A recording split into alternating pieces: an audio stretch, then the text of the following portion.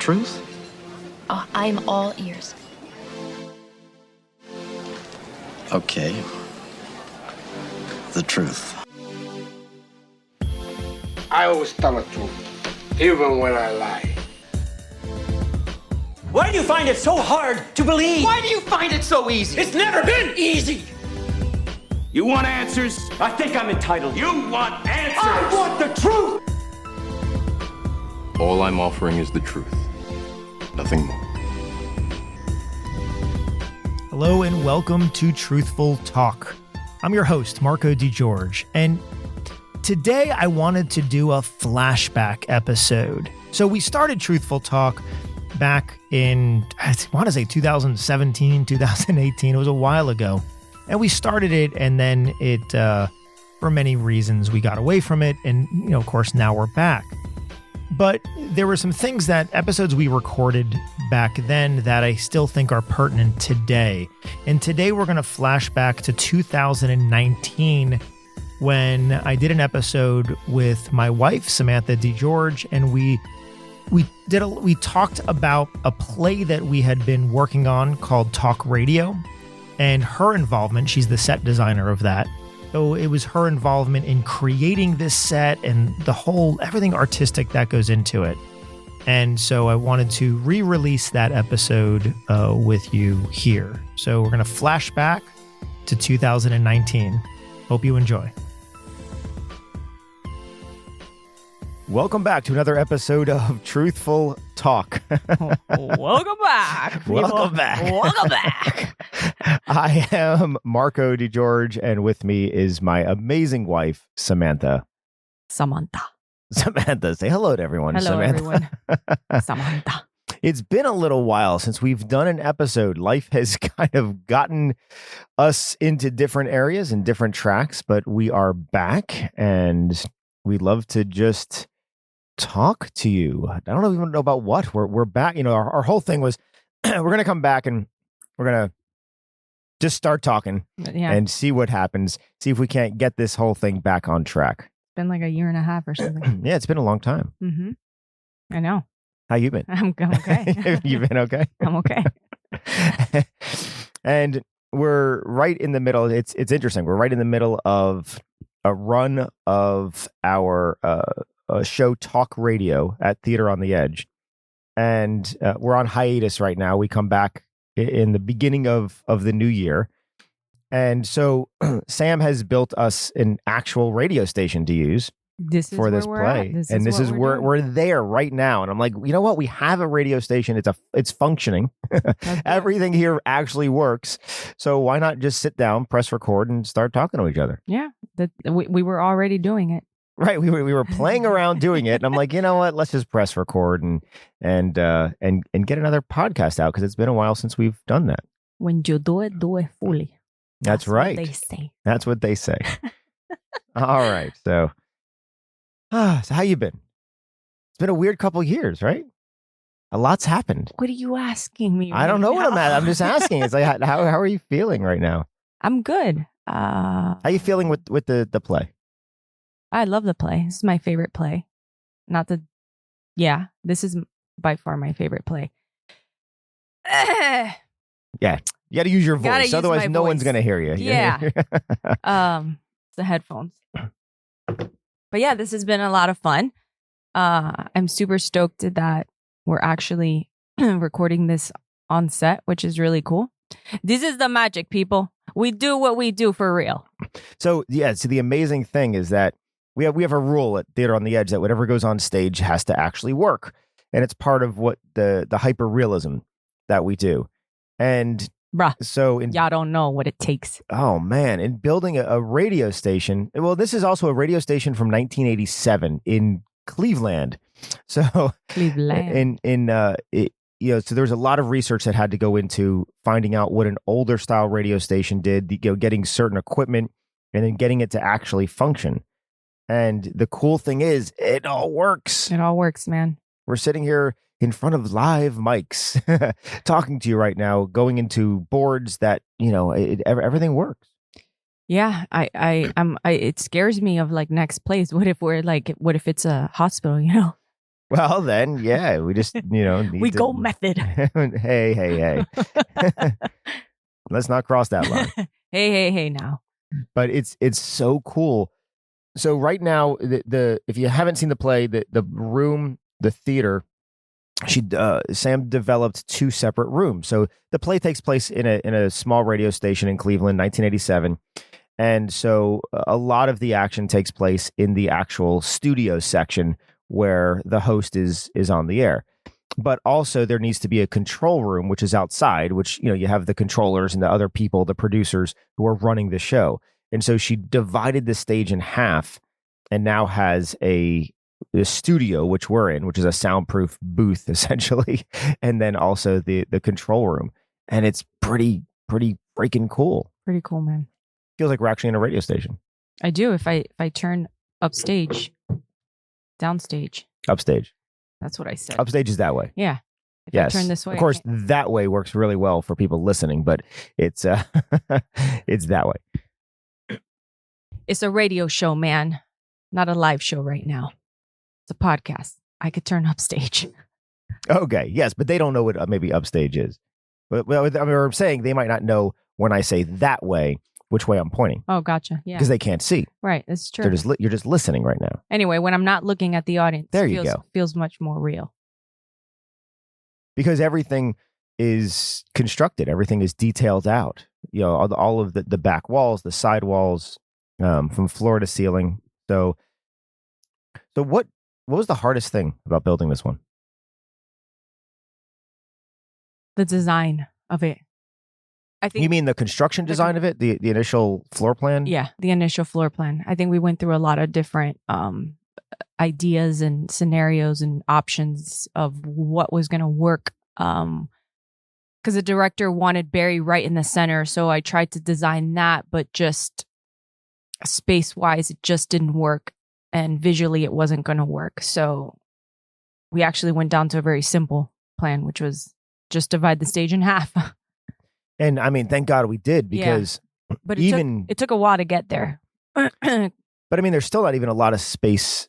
Everything still feels very confined, and the use of the spaces works really well. It does work really well. And I think just visually it looks really nice. And when you're sitting in the audience, it's just a different experience from where you're sitting. If you're sitting on Barry's side, it's a whole different experience than if you're sitting on Stu's side, which is the control room.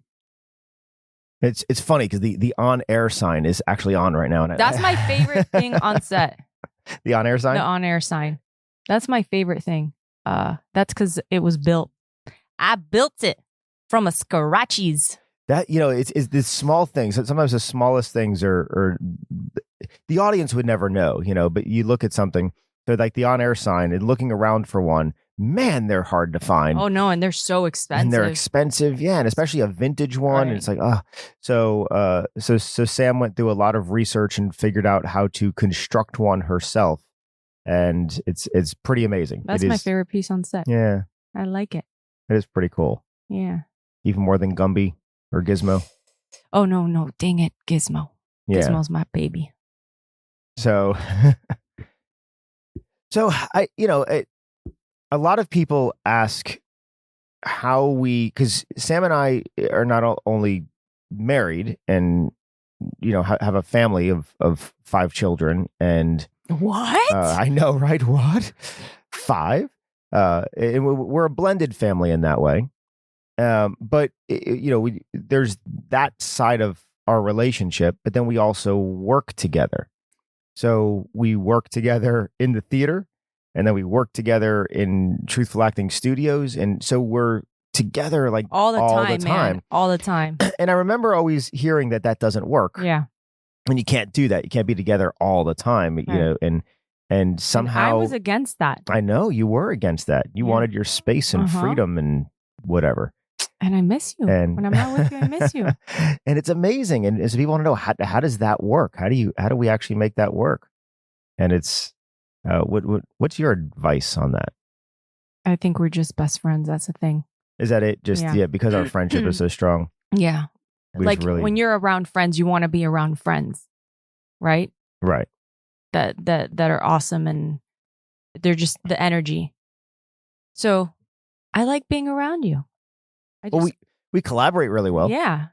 I mean, we argue. Well, Don't get us wrong, people. Yeah. We argue, man. Yeah. Only when you disagree with me. oh, yeah. This is actually true. But I'll tell you what, I disagree with you very well. Yes, you do. Yes, you do. So I think that's it. I just like being around you.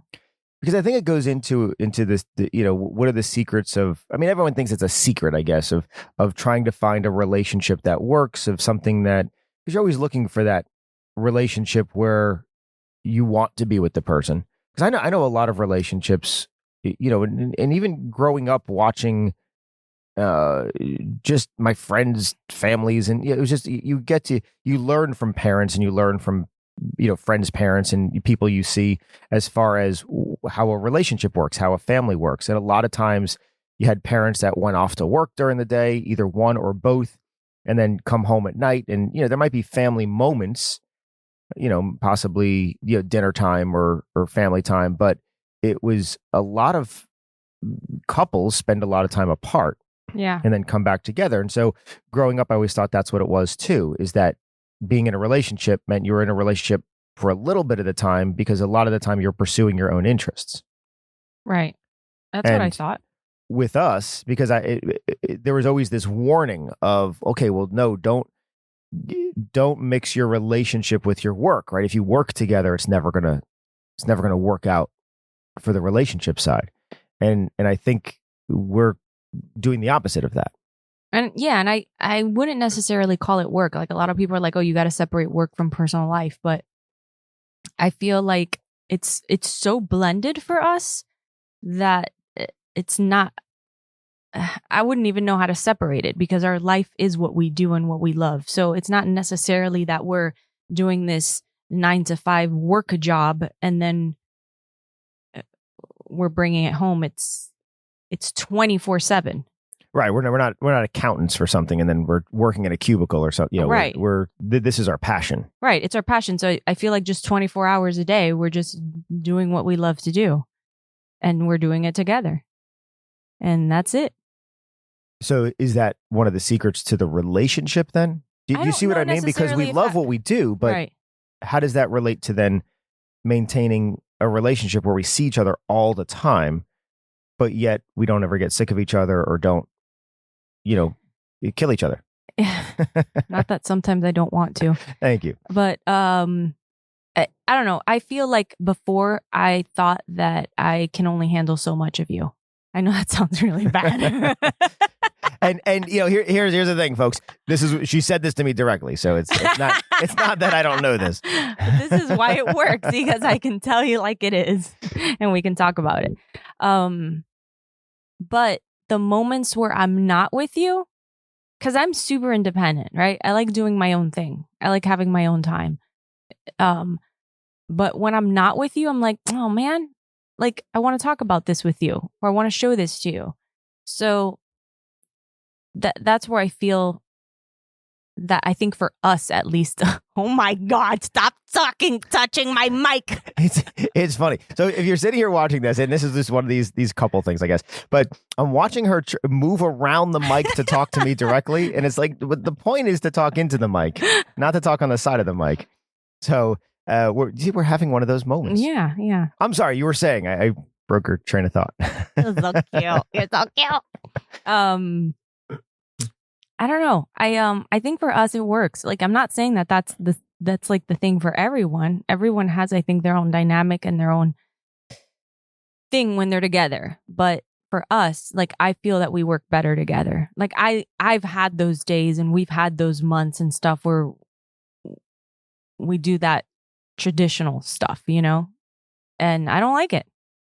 Yeah. No, and I can say I don't either. And the traditional stuff, I think you're referring to just meaning getting caught up into life, work, right. the busyness of the busyness schedule, of everything, and I don't know. I like being around you. I feel like I function better. Not that I don't function fine on my own, but when you're excited about something and you're alone, well, and that's okay. You have someone to share it with. You're right. You have somebody to share it with. So I think that's my take on it. I just like sharing stuff with you. And I think and I think because we've, as you said, we've had those moments where we've tried it different ways, or got pulled back into a traditional. Listen, people, I'm going to be honest with you right now. Uh-oh. I once told him that I can only see him or handle him twice a week, and that was it. Yeah, I remember that. Like more than twice a week, I can't. Well, this was, so this was. This is not married, by the way. I'm just before. No, yeah, this was before. This is when we were married. dating. And now I think. But you were coming off a different lifestyle. Yeah. Of wanting your independence or wanting the time for you, and thinking that you had to keep that separate. Right. And that's what I needed at that time. That was important for me at that time. And it's so easy to get pulled in, especially, I mean, we own our own business, right? So we own a couple of businesses, and it's, in doing that, it's a 24/7 thing. I mean, when you own a business, it's in a lot of ways, it has to be your obsession in order to make it work. And you need to love it that way. Right. You have to love it that way. You have to love it so much that you're obsessed with it. Right. And then that's when you give the business the attention and love it needs to then flourish. So I don't think it's a business. Like I see it, it's our lifestyle. Well, it is our lifestyle. Yeah. But I mean, for those that don't understand it, they look at it as a business. Right. So sure, for us, we don't look at it as a business. It's just who we are. This is who we are. Truthful acting or theater on the edge is just what we do. It's an extension of us. Right. But there's still a business aspect to it. Yeah. It's still run as a business. We still have those things we have to do. There's still paperwork and charts and reports, and there's still all things that great stuff that I do, but I don't like. Right. There's all of that stuff that we still have to do. And sometimes we get bogged down because when you own your own business, kind of like when you have kids, the work never ends. No, man. There's always something to do. Mm-hmm. And so, on my to-do list, I always have, 10, 20, 100 things that are undone that at any given time I can sit down and say, oh, you know what? I can get caught up on these 5 today. Let me do that. But what do I give up? And so we've been through months where I'm like, okay, just all day, every day, I'm just going to try to get caught up. And the reality is you never get caught up. Never get caught up. And while I was doing that, I was also sacrificing time seeing Sam or the family, and so, at some point, I don't know when, but at some point it switched back and it was like, you know what? No, the priority is going to be the relationship. The priority is going to be the family. The priority is going to be that. That's where I'm going to put the time. And then, you know what? When I have time to do the other, I'll do the other. Yeah. And I think that's made a big difference. Yeah. It's easy to get stressed out about that though. Like when you're in it, I think a lot of stress comes from that. But I think once you put your focus where it should be, then that just kind of everything just falls into place. Because it's like we talk about when you have that extra time, right, of doing certain things that like the logistics, but then you choose to come home or something. It's like, well, that logistics stuff eventually gets done. But I don't know. Right. That's what I'm saying. It eventually gets done and we're always backed up. We're never going to really be caught up. Truthfully, if we look at it honestly, we're never going to be caught up. It just doesn't work in the type of lifestyle that we have where we are operating multiple businesses and we're doing most of it ourselves.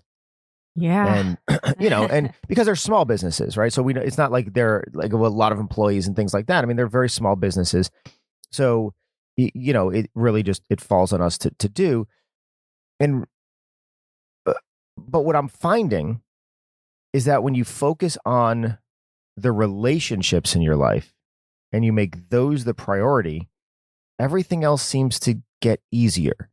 And it's, I don't know. I find myself to be more efficient when I'm working on my work, but also I'm not as stressed about the stuff I'm not doing, right? Which is more important. Versus when I'm only focused on the logistics of work, I get stressed out, and because that's like, I don't have the other to balance it out. So I guess what I'm asking would you feel that focusing on the relationship, putting the effort into the relationships in your life is probably one of the most important things? Oh, I think for sure. And I think that, like we were talking about earlier, it's not necessarily work. I think because we have each other to bounce things off of, then it's not necessary. Like, it's still work and stuff, but because we're doing it together and we connect so well and we work so well off of each other, that other stuff is not, I don't know how to explain it. Doesn't feel as important. I mean, it's not that it's not important, but it doesn't feel as stressful, maybe. Correct. Right. It's not as overwhelming. Yeah. Right. Because, yeah. If I was doing this with someone else, like a coworker, then yeah, oh my God, I think I'd be super stressed out. Like, I wouldn't be able to do it. Right. There's no way. So focusing on the relationship side of things is important. Like, I mean, as far as our marriage, yeah, focusing on the relationship, us spending because we spend time every single day focusing on the relationship. Yeah. It's something that we consciously do, that we talk about, and we know that we're doing. It's like, no, we're going to take time and focus on the relationship, make sure our relationship is strong. And it's really simple. It's like checking in with each other, how do you communicating with each other. How do we feel right now? Is there anything bothering you? Right. Which it's usually me for Sam. If there's anything bothering her, it's me. But but it's right. I mean, taking that time to check in and do that every day and not taking it for granted. That's the big thing, man. Because I think we do that. We take our romantic relationships for granted. Yeah. I mean, granted, meaning just expecting them to be there, expecting them to be the same as they were yesterday. Right. And I think that we've gotten a lot better with talking about that stuff, which is why I think our relationship has even strengthened within the past couple of years, is because we're talking about that stuff. Every day. Every day. Yeah. Just checking in. Man, even the smallest things. We don't even let the littlest things slide anymore. No. Yeah. Yeah. They're just obvious now. Right. Not even the smallest little thing. I can't hide anything. As crazy as it sounds, you just don't let anything build up. You don't let anything go. And it's not that we have these crazy arguments or anything. It's not heavy, but it's just being honest with each other and saying, hey, this is bothering me. Yeah. The piggy bank. We call it. Yeah. The stamps. The stamps. It's collecting stamps. Right. There's a philosophy or a psychology out there called collecting stamps, and it means it's an older when you used to collect stamps for things. So back in the day, back in the 80s, I miss those days. We're here right now. Right. No, we're in 1987 right now. But back in the day, like you would go to there was different clubs. Like Publix actually used to have one. It was funny. You used to go to Publix and they used to give you stamps that you when you would spend so much money, you'd get so many Publix stamps. And then he'd give you a stamp book. And you put these stamps in a stamp book. And if you collect so many, then you could redeem them for a prize. I don't remember this. No, this was before your time. But I remember my mom used to do this stuff, and it was a big deal. And you had Sears stamps and Publix stamps and all these stamps. And you would go and then turn them in for different things. Anyway, you would collect stamps. So collecting stamps became a very big thing, especially in the 80s. So there was a psychology that came out that said, well, we actually as human beings tend to collect emotional stamps. And it's in the very same way. When something happens in our life that we're not happy with or we have an emotional reaction to, but we don't express, we save it. So it's like, oh, we have an emotional stamp. We're going to put that in the book. We're going to hold on to that for later. And then all of a sudden, something else happens. We collect another emotional stamp. Now, these are small things, and they don't, at the time, they're not this huge monumental thing. It's just a small little stamp. Yeah, but at the end of the day, you're a friggin' coin collector, stamp collector. So we put that in the book. And then over time, you end up collecting when you have pages and pages and pages, when the book is full. So after 100 different small things that get collected, that 100th thing that fills up the book is one that pushes you over the edge. Now you can't hold on to these things anymore, because when you collect a stamp, it doesn't go away. Meaning when you go through something in life, something bothers you in life and you don't process it out, that never goes away. You hold on to it until you process it out. So then all of a sudden your book of stamps is full, and then you cash it in, and then we tend to cash it in a very big way. Yeah. So then all of a sudden this one little incident, you'll lash out in a big way or have a huge argument. You don't even know why you're arguing, but it turns into this very huge thing. Or you separate, or you don't want to spend time with each other. So bigger effects happen. And that's one of my tendencies. To collect stamps. Yeah. Yeah. Yeah. So now I'm like, So now we stay on top of each other, and we've talked through that because we've had those tendencies in the past, and it's a very common thing. So now we keep each other in balance, and every day it's like, okay, are there any stamps that are come up today? Let's talk about them now. We're not collecting them. Let's cash them in as they come up. And it's not fun, man. Sometimes I'm like, no, it's cool. It's all good. It's all good. And he's like, no stamp collecting. I'm like, no, I'm fine. It's all fine. He's like, no. Let's talk. I'm not leaving until we talk. Yeah, it's too important. Yeah. And I'm like, but this is such a stupid stamp. Right. Right. It's so small. It's such a so stupid stamp. Yeah. And you know what? It might be this little small insignificant thing now, but right. 6 months from now, when you've collected 1,000 of them, you forget how it started. I mean, hopefully it's not 1,000 over 6 months, but you know what I mean. So that's our secret to marriage, people. Well, don't collect stamps. Yeah, that's a big one. And I think it's important that the stuff we do together. Yeah. I mean, I know a lot of relationships, people have their own hobbies, and which is not a bad thing. I mean, you can have your own interests, but what I've found over time and over my process of relationships is that it's important to be interested in what your spouse is interested in. Yeah. So whatever you're interested in, I take an interest. So for example, anyone that knows Samantha knows that she has a love for Matchbox 20 and Rob Thomas. Yeah. An absolute love for Matchbox 20 and Rob Thomas. Yes. Right. Yes. Like obsessively. Oh, okay. So her nickname is Matchbox. That is my nickname, people. Okay. So in that, I was never. I mean, Matchbox 20 is okay. I mean, they're all right. What? No. I'm just hang on. Go on this ride with me. But Matchbox 20, growing up, I liked them. You knew who they were. Here was this guy that came out of Orlando, and it was cool. And it's like, all right, yeah, Rob Thomas, Matchbox 20, he's good. But it wasn't my music, right? I had my own music, but now getting to understand Sam and her love and why it's so important for her. Something as small as me taking an interest in Rob Thomas and Matchbox 20 and going with her to a concert, and which was amazing, by the way, and just showing that to me was very important. Right. You could have easily went with someone else to the concert. Right. Completely. Easily. Right. Which would have been super fun too, but it's just different when you share something that you love with somebody, like the closest person in your life. It's just something special about that. And authentically sharing. So I didn't reluctantly go to the concert. It wasn't like, fine, I'll go. I'd rather see someone else. No, it's like, all right, I'm going to go. I'm going to really take an interest in what you're interested in. Right. And we're not saying, it's not like he has to become a Matchbox 20 fan or anything. It's not like he's playing the music in his car when I'm not with him. But just, the fact that you were like, yeah, cool, Matchbox 20's coming. Or I actually do play Rob Thomas in my car. I don't know about Matchbox 20. I think it's just Rob Thomas, but the concert really changed me.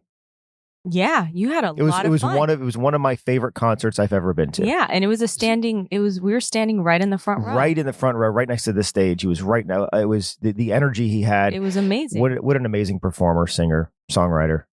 Anyway, see, I get off, but I mean, just from having this interest and saying, yeah, I want to take interest in this, all of a sudden, I now am a Rob Thomas fan. Cool, because now I don't have to share that on my own with myself. Exactly. So, and so these are the things. And just like with me taking an interest in Alanis Morissette. Yeah. Who's one of my artistic idols. And, and Sam has taken an interest in that, right. And even took me to see a concert, an unplugged concert with her, which was really beautiful. And so we share in that. Right. That's the thing. It's kind of one of my philosophies. It's like working in the theater now. We do it together.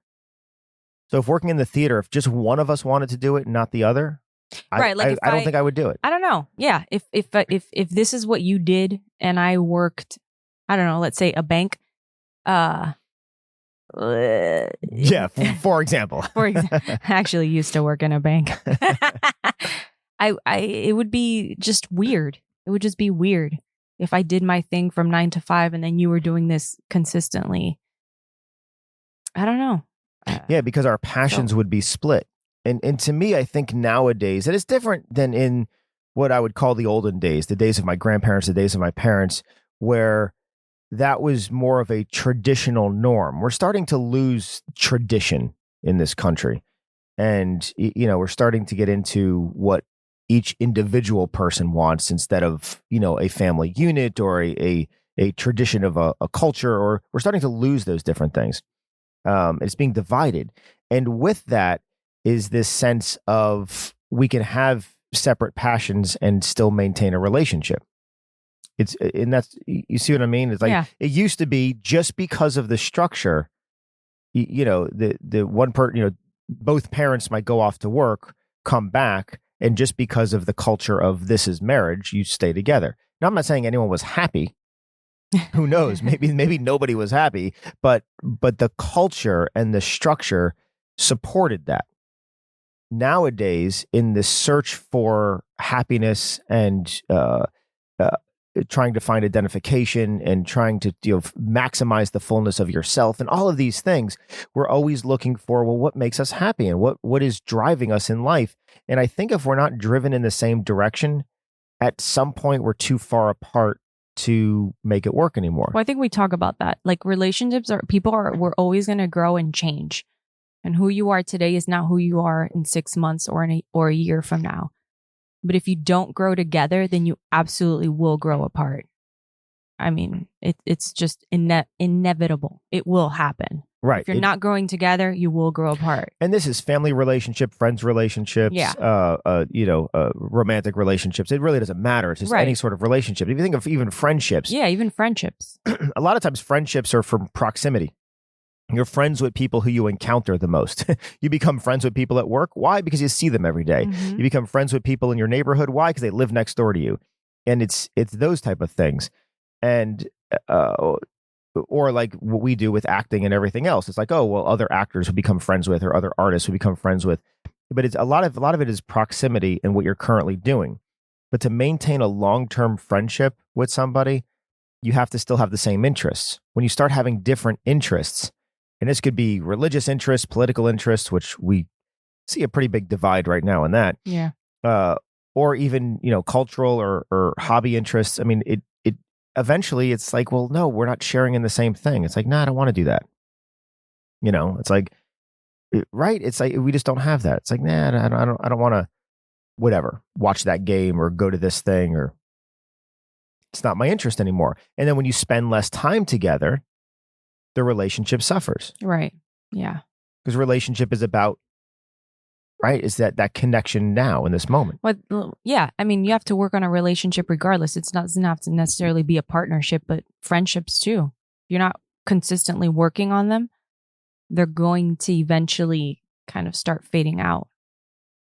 And we, one of the things I teach on the acting side of things, right? So as an actor, we always look at a scene and we have to look at the relationships because relationship drives everything, right? Every story is a relationship story. And so as we're looking at that, we first identify, okay, what is this relationship? Okay, we're friends or we're lovers or whatever it is. You identify the title, but the title's not the relationship. The relationship is how do you feel about that person right now? And that changes day to day.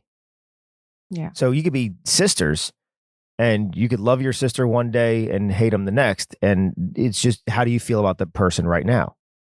You think about any family, you can love someone one day and hate them the next, or sometimes in the same day, sometimes in the same moment. You could love them and hate them, depending on what's happening.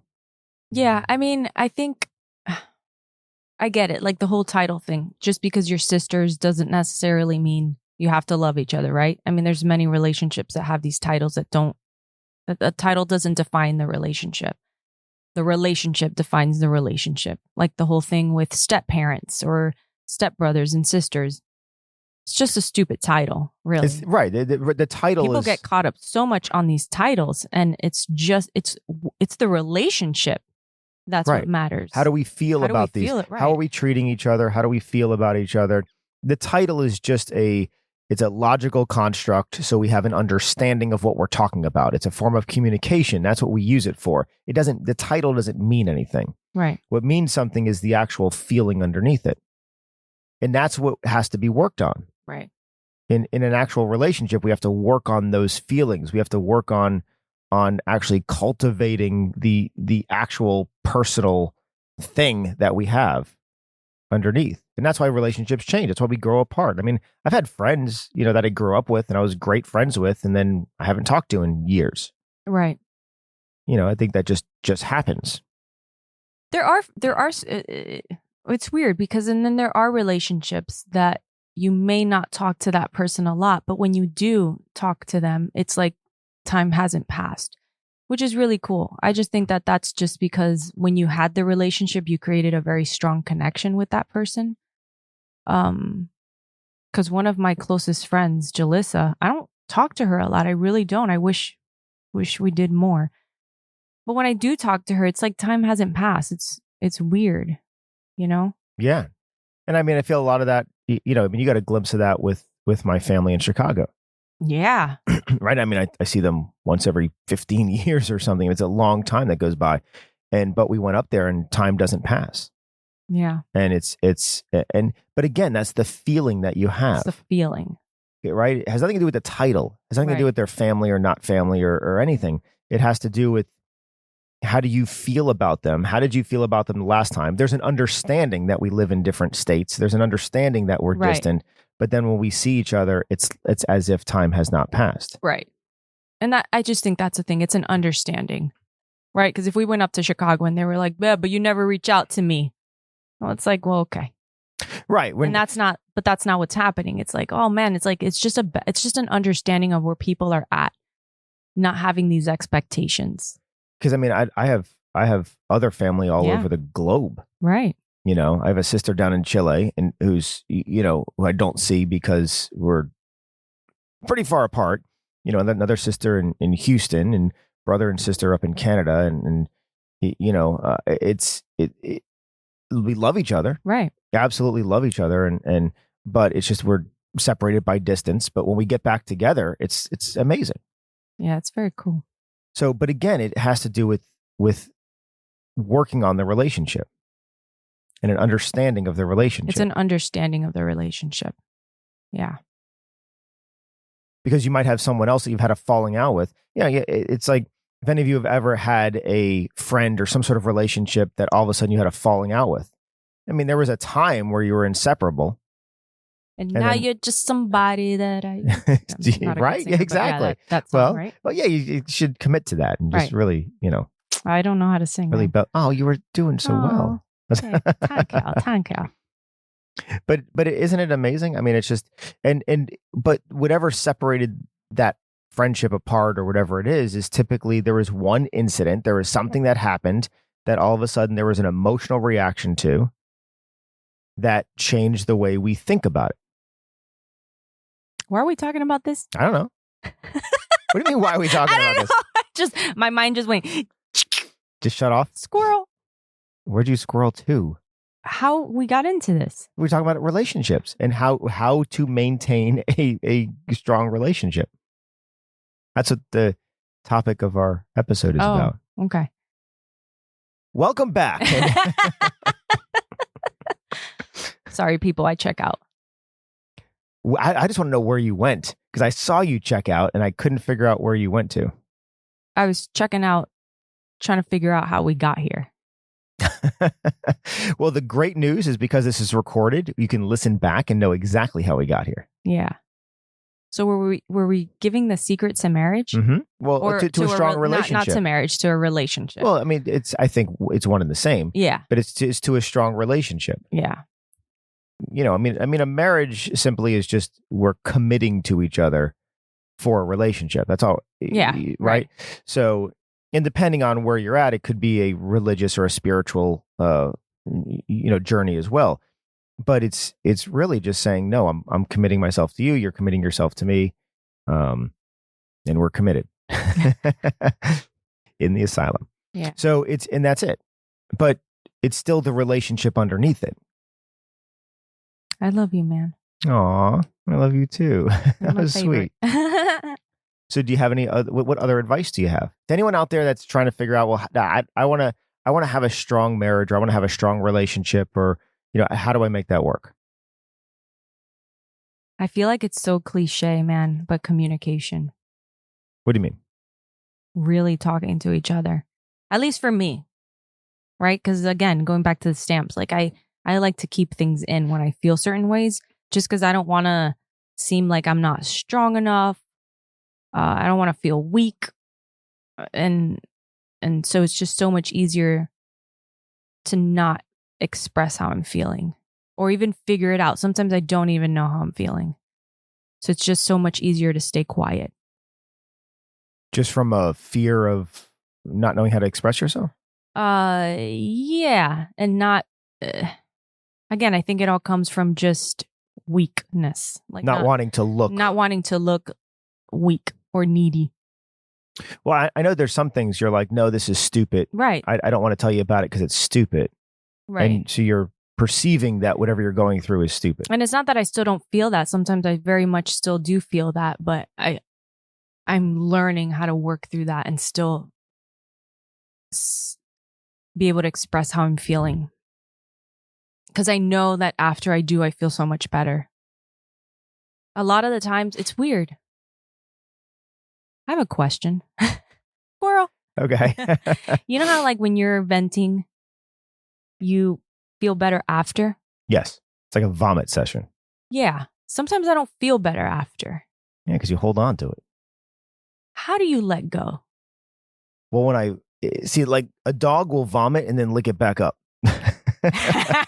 When I vomit, I let it go. Yeah. You know, that's weird. Like for me, I feel like I don't know how to let things go like that. Like sometimes when you're frustrated or stressed and then you just talk about it, you feel better. And it's like, boom, you're like different after. And for me, I talk about it, but then I still feel the same way. So you're still holding on then. So when you're vomiting out, you're talking about it, but you're not releasing it, which is a difference. So when I vent, I actually am releasing an emotion. Okay. So by releasing the emotion, I let go of it. I experience it, I let go of it, and then I'm done. You see the difference versus because sometimes if you vent theoretically. Okay, because if you're venting about something which is complaining or you're frustrated, but you're causing that to make new feelings of guilt. Yes. Which is what you do. Guilt is your thing. This is what I do. Because how you're venting, okay, you're somehow turning it back into your fault or you feel guilty about something. You see, or there's something to feel bad about. Huh. Instead of just, no, this bothered me. You got to put it out there and be done with it. I don't think I know how to do that. Well, it takes time. I think it takes a lot of practice. Yeah, but what am I not doing? You're not releasing it. But what does that mean? Okay, so it means that you're not allowing yourself to honor what you're feeling. You're not giving yourself permission to be okay with what you're feeling. You're telling yourself so I'm in some way. feeling a certain way. Right, but I'm expressing the way I feel. Yes, but you're also telling yourself it's not okay for me to be feeling this. And that's what's not allowing me to release it? Yes. Not honoring yourself and saying, no, it's perfectly okay that I'm mad right now. It's perfectly okay that I feel guilty or even, or guilty or jealous. So what happens is I feel guilty about feeling the way guilty. Feeling guilty, or when I'm angry, I feel guilty about feeling angry. Yeah, you're telling yourself that you're weak for feeling these things, that you're wrong for feeling these things. Damn. Instead, we have to embrace our feelings. Yeah. Well, yes. Ooh, back to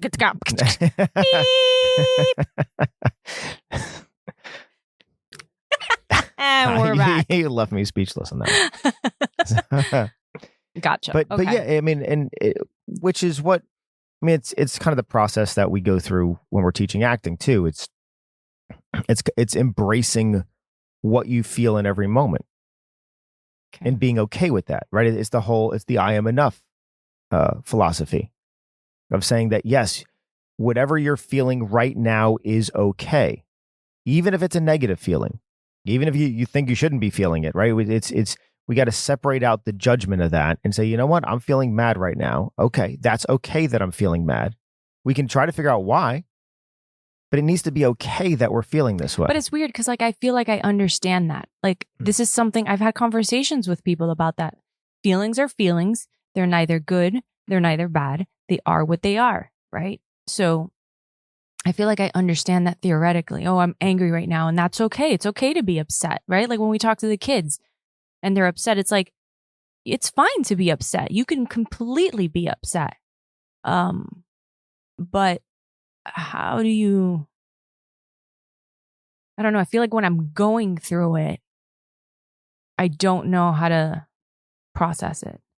Well, sure, because when you're going through it, you have a tremendous feeling of vulnerability or guilt or other things, and that get in your way. The logical construct gets in your way, and the fear gets in your way, and fear is more overwhelming than anything.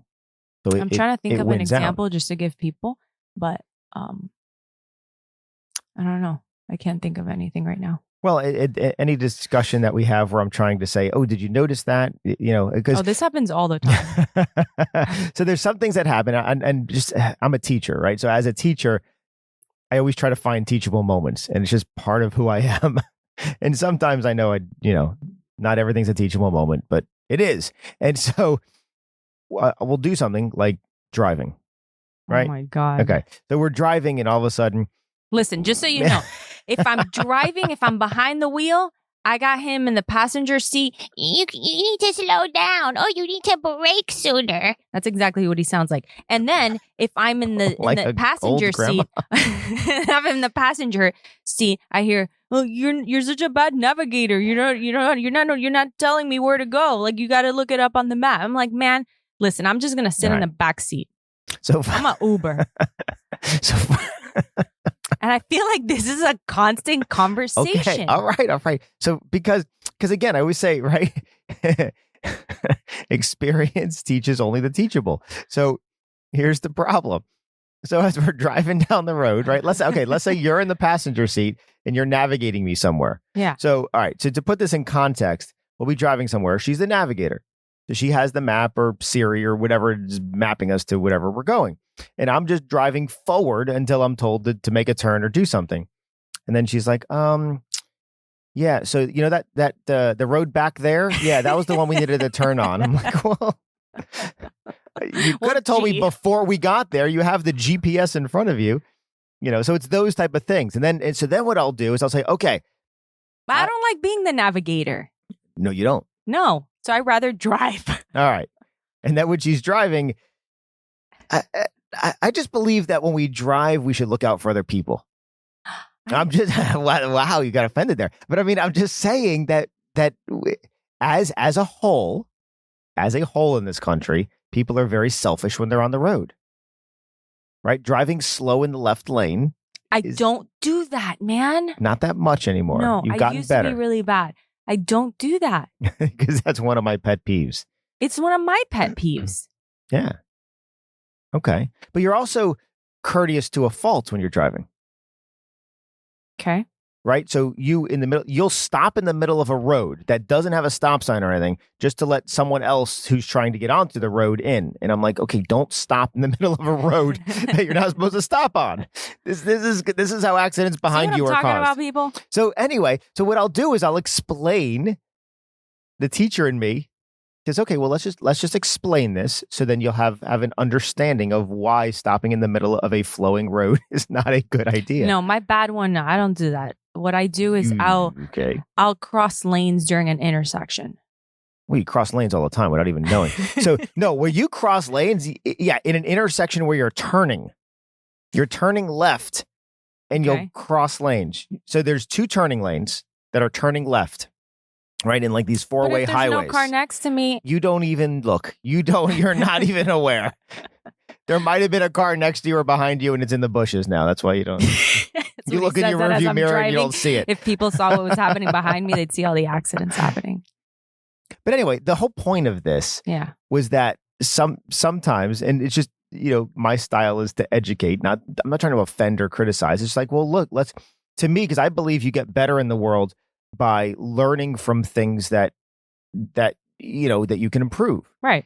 And so if you do something, it's like, oh, that wasn't the best way to do it. Let's do it this way because this is how it improves it. Then we learn from it. experience teaches the teachable. So, but to be teachable, you have to be open.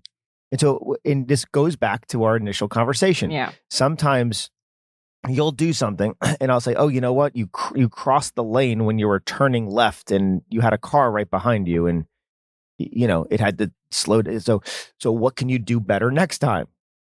Right?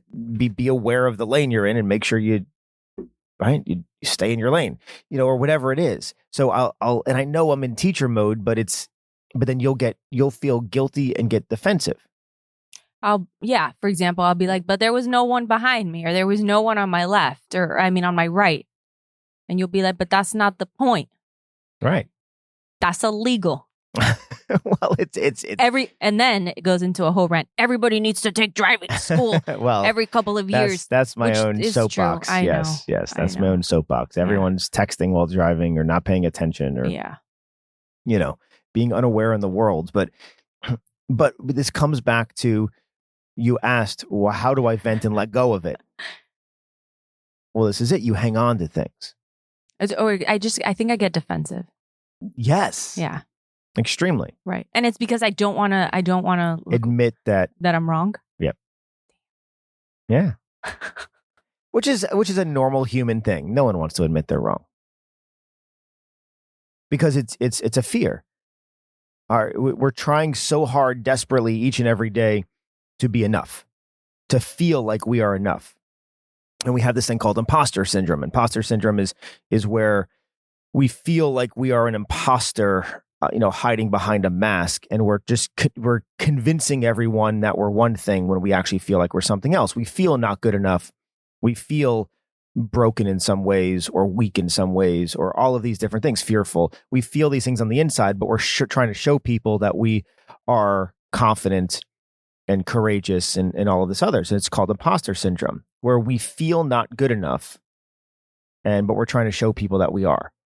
And so the way through that is to actually try to feel good enough, is the I am enough campaign, is to tell yourself, I am enough every single day. What I'm feeling is enough. Who I am is enough in this world. What I contribute to the world is enough. I don't need to be anything more or less than I actually am. And that can go a long way in that. But through imposter syndrome, because, and that's why we have a hard time receiving compliments, right? And as artists, we go through that a lot. It's like, oh my God, that is so amazing. Or this job you did acting is so amazing. And we kind of, we pull back from that. And we have a hard time with that because, again, it's that imposter syndrome. We don't believe we're doing as good of a job as what someone else is telling us. Yeah. And so, but with letting go, that goes the same thing. We don't want to let go because we're still feeling guilty or defensive on ourselves for what we did. We're still beating ourselves up. But every time you beat yourself up, you're telling yourself you're not good enough. So when you can honor what you're feeling and say, no, I am feeling this right now, and I'm just going to get it out. Man, it's weird because I feel like I do that. And I even tell you, like, I'm even like, I don't care. This is how I feel right now. And I'm going to tell you because it's how I feel. And yeah. And I say this to you. No, you do. But then you have a moment afterwards where you still allow yourself to not feel good. Huh. Instead of, you should feel great getting that out. Human psychology, man. Yeah. It's an ongoing thing. Dude. I love it. It's a fickle bitch. It is a fickle bitch. So last secrets on marriage. Come on. The last secrets on marriage, and then we'll wrap this episode up. Never stop making out. Aw. Never stop kissing. That is true. Yeah. Never stop kissing. And being affectionate.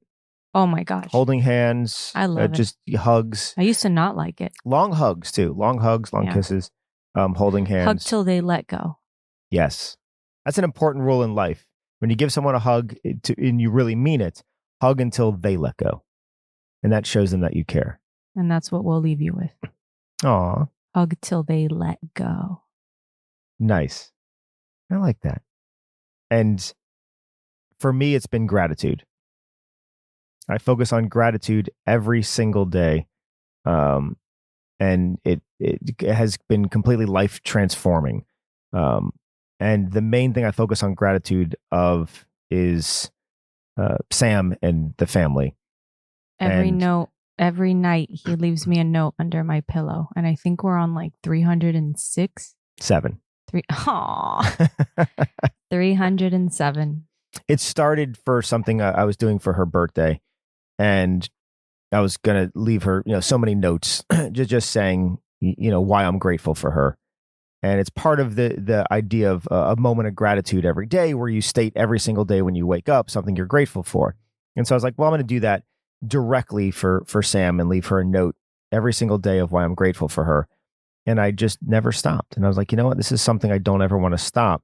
And so now we're at the 307th day of reasons I'm grateful to have Sam in my life. It's my favorite moment of the night. Aw. Yeah. And it something as simple as that keeps you centered. It keeps us centered, and we do it with our kids, and we have a moment of gratitude with them every morning. Where they say something they're grateful for, we tell them something we're grateful for, and it just keeps us, because too often we can get really sidetracked and squirreled off on the negative of all the things that aren't going well. There's not enough money, and there's not enough time, and there's not enough whatever, right? There's always something happening. We're not feeling well, and this is going wrong, and that's going wrong. And yes, believe me, there's always something that can be going wrong if that's what you focus on. But gratitude can change that energy and focus on what's going right. Yeah. And when you take just a moment to do that each and every day, it can be absolutely life transforming. How cool is it going to be the day that we're not here anymore and our kids find all these notes in a box? And they have all of that stuff to look back, and all of the different things I'm was grateful for. Oh, I that's know. so sweet. I love that. I love you. Oh, I love you too. Talk to you soon. Hope to see you soon. Bye. If you'd like to learn more about our studio and what we do, you can find us online at truthfulacting.com. And check out truthfulactingonline.com for our Learn at Home at Your Own Pace courses. So what I told you was true, from a certain point of view. You must unlearn what you have learned. I know what you're trying to do. I'm trying to free your mind, but I can only show you the door. You're the one that has to walk through it.